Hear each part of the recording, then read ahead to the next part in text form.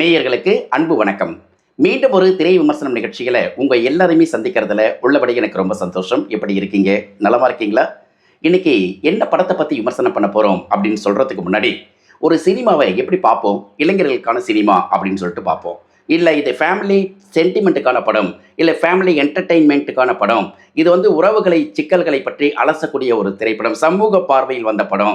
இது புராண திரைப்படம். இல்லங்க இது சோசியல் தீமெட்டிக் பேஸ்ல ஒரு ஜாதிய பின்னணியில எடுக்கப்பட்ட படம். இப்படிலாம் சொல்லி சொல்லி ஒரு சினிமாக்கான அடையாளத்தை சொல்லி, அந்த படத்த பார்க்கறதுக்கான ஆடியன்ஸ கூப்பிடுவோம் இல்லையா?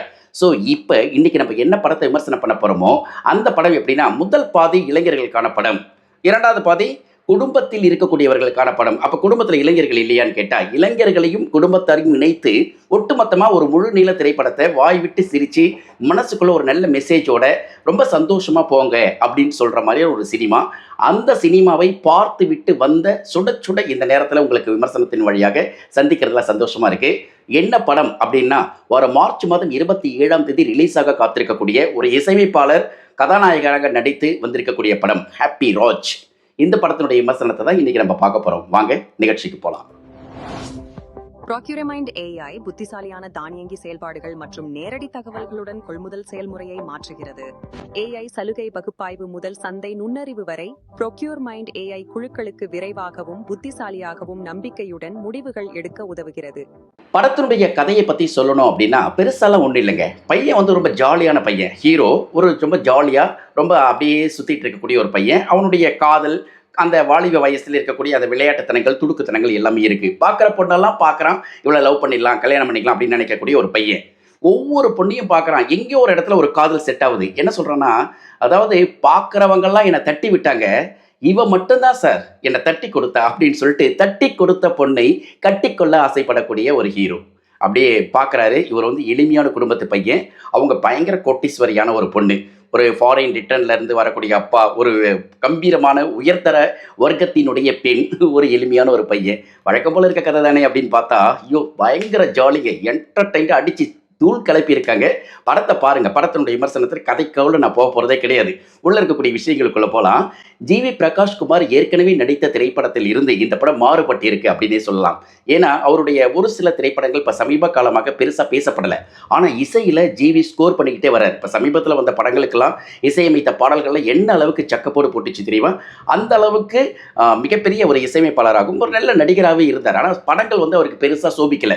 இந்த படம் அவருடைய கெரியர்ல இன்னொரு ரீஎன்ட்ரி அப்படின்னே சொல்லிக்கலாம். ரொம்ப அழகா ஒரு வெற்றி திரைப்படத்துல நடிச்சிருக்காரு அப்படின்னே சொல்ல முடியும் ஜிவி.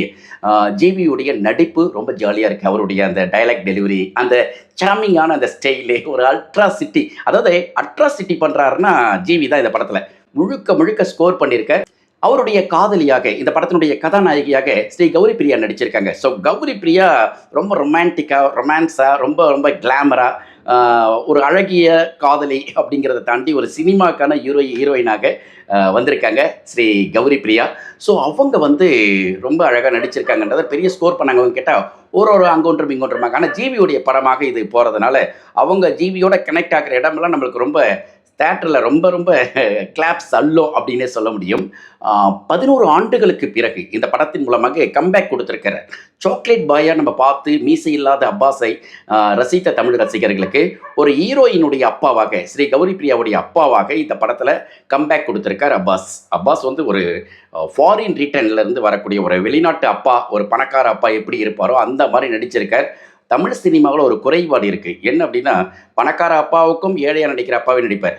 ஏழையாக நடிக்கிற இடத்துலையும் பணக்கார அப்பா வயசில் இருக்கக்கூடியவர், பணக்கார முகசாயலோடு இருக்கக்கூடியவங்க இருப்பாங்க. ஆனால் இனிமே ஒரு உயர்தட்டு வர்க்க அப்பா அப்படின்னா எழுதி வச்சுக்கலாம், அப்பாஸை பயன்படுத்தலாம். ஒரு வில்லத்தனம் கலந்த ஒரு விஷயத்துக்குன்னா அப்பாஸ் அப்படிங்கிறது. ஏன்னா இது வரைக்கும் சாக்லேட் பையா பார்த்து பழக்கப்பட்டோம் இல்லையா? அவருக்கு இந்த ரீஎன்ட்ரி பெரிய அளவுக்கு கை கொடுத்துருக்கு. இன்னொரு முக்கியமான விஷயம் என்ன அப்படின்னா, ஜிவியுடைய அப்பாவாக வரக்கூடிய ஜார்ஜ் மரியான், சான்ஸே இல்லைங்க. ஜார்ஜ் மரியான் இந்த படத்தில் வாழ்ந்திருக்காருன்னு சொல்லுவேன். ஏற்கனவே அவர் கைதி, டிராகன் இது மாதிரி படங்களில் மதராச பட்டணத்துலலாம் பயங்கர ஸ்கோர் பண்ண மனுஷன். காமெடி, சென்டிமெண்ட் இதிலெல்லாம் வந்தவர். ஆனால் இந்த படத்தில் அப்படியே சிரிக்கவும் வைக்கிறாரு, அப்படியே அழ வைக்கிறாரு. ஒரு பக்கம் பார்த்தீங்கன்னா, என்னடா மனுஷன் நடிப்பரகன் மாதிரி இருக்காரு அப்படின்னு சொல்லிட்டு, நடிப்பரகன்னா இவருக்கு தாங்க பொருத்தம். செம்மையா நடிச்சிருக்காரு. மிகப்பெரிய விருதுகள், மிகப்பெரிய பாராட்டுக்கள் எல்லாம் ஜார்ஜ் மரியான் வாசலுக்கு வந்து சேரக்கூடிய அ நிமிடங்கள் கணக்கில தான் இருக்கு. நாள் கணக்கில கூட கிடையாது. படம் ரிலீஸ் ஆனதுக்கப்புறம் பாருங்க, அவருடைய ரேட் எங்கேயோ போய் நின்னுட போது.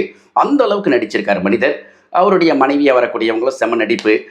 இதில அப்படியே எட்டி பார்க்கணும், "அட மதுரை முத்துப்பா" அப்படின்னு சொல்லிட்டு, "நானும் இருக்கேன்ப்பா" அப்படின்னு சொல்லிட்டு அவரு கிச்சு கிச்சு மூட்டிட்டு போறார். ஸோ நடிகர்கள் பட்டாளம் ஒரு பக்கம் இருந்தாலும், டயலாக் அப்படின்னு பார்க்கும்போது ஒரு தனித்துவமா இருக்கு. ஜிவி சொல்லுவார் இல்லையா, "எத்தனையோ பொண்ணுங்க என்ன தட்டி விட்டாலும், அவ தான் சார் என்ன தட்டி கொடுத்தா" அப்படிங்கிறதும், "நீ உனக்கு யார் வேணா பொண்டாட்டியா வரலாம்டா. ஆனா காவியா தான்டா எனக்கு மருமக" அப்படின்னு சொல்லிட்டு ஜீவியுடைய அம்மா பேசுகிற டயலாக்கு, இதெல்லாம் படத்தினுடைய ஒட்டுமொத்தமான ஒன்லைன் ஸ்டோரியை தூக்கி நிப்பாட்டி இருக்கு. இதான் படம் அப்படின்னு நம்ம எடுத்துக்கலாம். இந்த படத்தினுடைய இசை வந்து ஜஸ்டின் பிரபாகர். ஏற்கனவே ஜிவி வந்து ஒரு ஆகச்சிறந்த இசையமைப்பாளர். மற்ற ஹீரோக்களுடைய படங்களுக்கெல்லாம் இசையமைத்தவர். தன்னுடைய படத்துக்கு ஒரு சில படங்களுக்கு அவரே இசையமைச்சிருக்கார். ஆனா, இதுல புத்திசாலித்தனமா நடிக்க மட்டுமே செஞ்சிருக்கார். "நீ இசையமை, நான் நடிக்கிறேன்" அப்படின்ட்டு. ஜிவியுடைய படத்தினுடைய நடிப்புக்கு ரொம்ப யூத்ஃபுல்லான மியூசிக் குடுத்திருக்க ஜஸ்டினுடைய ஜஸ்டிஃபிகேஷன் வந்து சான்ஸே கிடையாது. ரொம்ப அழகா பண்ணியிருக்கார் ஜஸ்டின் பிரபாகரன். ஆர்ஆர் ஆகட்டும், பாடலாகட்டும், அப்படியே அதிரி புதிரி ரகம் தான். அப்படியே அடிச்சு தாக்கியிருக்கார். ஏற்கனவே ஜஸ்டின் வந்து நம்பிக்கை தரக்கூடிய ஒரு இசையமைப்பாளராக இருக்கார். சென்டிமெண்ட் பாடல்களுக்கும் தனித்துவம், யூத்ஃபுல்லான பாடல்களுக்கும் தனித்துவம். தெலுங்குலலாம் பயங்கர ஸ்கோர் பண்ணிட்டு இருக்கக்கூடிய அவர் வந்து தமிழ்லயும் இந்த ஹாப்பி ராஜ் மூலமாக இன்னும் பெரிய அளவுக்கு தன்னுடைய மார்க்கெட்டை விஸ்தாரப்படுத்தியிருக்கிறார் அப்படின்னே சொல்லணும். படத்திற்கு டிஓபி பண்ணியிருக்கார் மதன் கிறிஸ்டோபர். சான்ஸே கிடையாதுங்க. சான்ஸ்லெஸ் கேமராமேன் அப்படின்னே சொல்லலாம். அப்படியே டக டக டக டக டக டக்குன்னு ஓடுது. ஃபர்ஸ்ட் ஹாஃப் பார்த்தீங்கன்னா யூத்ஃபுல்லாக என்னென்னலாம் காட்ட முடியுமா, எப்படிலாம் காட்டலாமோ கேமரா கோணங்கள்லேருந்து அடித்து பிடிச்சி தாக்கியிருக்கார். செகண்ட் ஹாஃபில் பார்த்தீங்கன்னா சென்டிமெண்ட்டான ஒரு விஷயங்களுக்குள்ளே உள்ள அப்படியே உட்கார வைக்கிறார். ஒவ்வொரு இடமா பார்க்கும்போதெல்லாம் ரொம்ப நம்மளுக்கு அட செகண்ட் ஹாஃபில் இப்படி கேமரா பின்னுறாரா மனுஷன் அப்படின்னா, ஐயா சார் என்ன விட்டுறாதீங்க, நான் முக்கியமான ரோல் பண்ணிக்கிட்டு இருக்கேன் அப்படின்னு சொல்லிட்டு ஆர்கே செல்வா வந்து எட்டி பார்க்குறாரு. அதான் படத்தொகுப்பாளர். எடிட்டிங். ஸோ எடிட்டிங்கில் அவருடைய வேலை தனித்துவம். அதை பாஞ்சு இருக்கார். 8 அடி நீங்கள் பாஞ்சு, நான் 14 அடி பாயுவேன் தெரியுமா அப்படின்னு சொல்லிட்டு துள்ளி குதிச்சிருக்கார் ஆர்கே செல்வா. படத்தினுடைய படத்தொகுப்பு படத்தினுடைய வேகத்தை அழகுபடுத்தியிருக்கிறது, ஒழுங்குபடுத்தியிருக்கிறது, நிதானப்படுத்தியிருக்கிறது. செம்ம ஸ்பீடான ஒரு படம். அந்த படத்துக்குள்ளார எடிட்டிங்கும் தன்னுடைய வேலையை செஞ்சு கச்சிதமாக ஓடாத நில்லு நில்லு நில்லு நில்லு அப்படின்னு சொல்லிட்டு நிப்பாட்டுற மாதிரியான ஒரு வேலையை பண்ணியிருக்கார். என்னடா இவ்வளோ பாசிட்டிவாக போகுது அப்படின்றீங்களா? ஆமாங்க, கண்டிப்பாக ஹாப்பி அப்படின்னாவே ஹாப்பியாக தானே இருக்கணும். அப்புறம் இந்த படத்துக்கு வந்து ஒட்டுமொத்தமாக தயாரிப்பாளராக இணை தயாரிப்பாளர் ஒருத்தர் இருந்தாலும் மெயின் தயாரிப்பாளர் பியாண்ட் பிக்சர்ஸ்க்காக ஜெய்வர்தா பண்ணியிருக்கார். ஜெய்வர்தாவுடைய தயாரிப்பு இந்த படம் அவருக்கு ஒரு நல்ல வசூலை கொடுக்கும் அப்படின்னு நம்ம சொல்ல முடியும். இந்த படத்தினுடைய இயக்குனரை பற்றி சொல்லணும். மரியராஜா இளஞ்செழியன். ஏற்கனவே பிரதீப் ரங்கநாதனுடைய லவ் டுடே படத்தில் அசிஸ்டன்ட் டைரக்டராக ஒர்க் பண்ணவர். பிரதீப்புடைய ஸ்டைல் என்ன எல்லாம் தெரியும் இல்லையா, அந்த ஸ்டைல் அப்படியே எக்காரத்தை கூட இதில் வச்சிடக்கூடாது அப்படிங்கிறதும், ஆனால் அந்த மாதிரியான யூத்ஃபுல்லான ஒரு படத்தை கொடுக்கணும் அப்படிங்கிறதுல மரியராஜா இளஞ்செழியன் வந்து ரொம்ப அழகாக ஸ்க்ரீன் ப்ளே பண்ணியிருக்கிறாரு. கதை அப்படிங்கிறப்போ ஒன்லைன் ஸ்டோரியில் பார்க்கும்போது சாதாரணமான கதையாக தான் தெரியும். ஆனால் எலிவேஷன் எப்படி இருக்குது தெரியுமா, படத்தினுடைய ஸ்க்ரீனில் அவர் சொன்ன விதம் இருக்குல்ல, சான்ஸே இல்லை. ஃபர்ஸ்ட் ஹாஃபில் அப்படியே தூக்கிட்டு போகிறாரு ஜாலியாக. அதாவது யூத் 2K கிட்ஸ் எல்லாம் அப்படியே ரசிப்பான்னு வச்சுக்கோங்களேன்.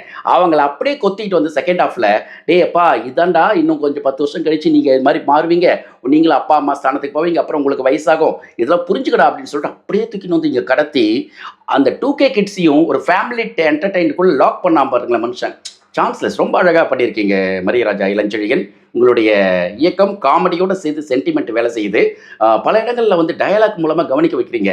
ஒன்றும் இல்லை, அப்பாவை பிள்ளைகள் வந்து கையம்மன் திட்டுவாங்க இல்லையா, கச்சமிச்சு திட்டுறான். திட்டி முடிச்சப்ப ஜிவி டக்குன்னு அப்பா கிட்ட இருந்து காலம் வரும், அப்பா சொல்லுங்கப்பா, எங்கடா பிடிச்சிங்க அப்படிங்கிற மாதிரி அந்த நியாம்சஸ் இருக்கு இல்லையா, அந்த நியாம்சஸ் வந்து சான்ஸ்லெஸ் நியாம்சஸ். சின்ன சின்ன நெளிவு சுழிவுகள் எல்லாம் கண்டுபிடிச்சி கடைசியில் இந்த படத்துக்குள்ளே எங்கெங்கெல்லாம் பயன்படுத்தணும் அதெல்லாம் அங்கே பயன்படுத்தியிருக்கேன். ஸ்கோர் பண்ணியிருக்கீங்க அப்படின்னே சொல்லலாம். ஸோ ஹாப்பி ராஜ் நிச்சயமாக இந்த டீமுக்கு வெற்றி திரைப்படமாக அமைந்திருக்கிறது அப்படின்னே சொல்லலாம். வாய்ப்பு இருந்தால் போய் பாருங்கள். மார்ச் மாதம் 27ஆம் தேதி ரிலீஸ் ஆகுது. என்னடா படத்தை பார்க்குறதுக்கு முன்னாடியே நீங்கள் பண்ணிட்டீங்களா அப்படின்னா, பத்திரிக்கையாளர் திரையிடலில் படத்தை பார்த்துட்டு விமர்சனம் பண்ணியிருக்கோம். இந்த விமர்சனத்தில் முழு கதையை நான் சொல்லவே இல்லை இந்த வாட்டி. ஸோ இந்த படத்தை நீங்கள் பார்த்து என்ஜாய் பண்ணாதான் உங்களுக்கு புரியும். ஸோ இந்த படத்தை பார்க்கக்கூடிய எத்தனை பேருக்கு ஆர்வம் இருக்குது, ஜிவியுடைய முந்தின படங்கள் பற்றிய விமர்சனங்களையும் அவருடைய இசை பற்றியும் மரியராஜா இளஞ்செழியனுக்கு நீங்கள் என்ன வாழ்த்து சொல்ல போகிறீங்கன்றதை கருத்துக்களும் கமெண்ட் செக்ஷனில் போஸ்ட் பண்ணுங்க. மீண்டும் அடுத்த திரைமசல் நிகழ்ச்சியில் இன்னொரு ஆகச்சிறந்த திரைப்படம் ரிலீஸ் ஆகிறதுக்கு முன்னாடியோ இல்லை ரிலீஸ் ஆனதுக்கு பின்னாடியோ எப்படி இருந்தாலும் இந்த படத்தை பற்றிய ஒரு ஆகச்சிறந்த கருத்துக்களை உங்களுக்கு பதிவிட தயாராக இருக்கிறேன். மீண்டும் அடுத்த நிகழ்ச்சியில் சந்திப்போம். அதுவரை அன்பு வணக்கங்களையும் வாழ்த்துக்களையும் சொல்லி விடைபெற்றுக் கொள்கிறேன். என்றும் உங்கள் நேசத்திற்குரிய Naga. See you. Bye bye.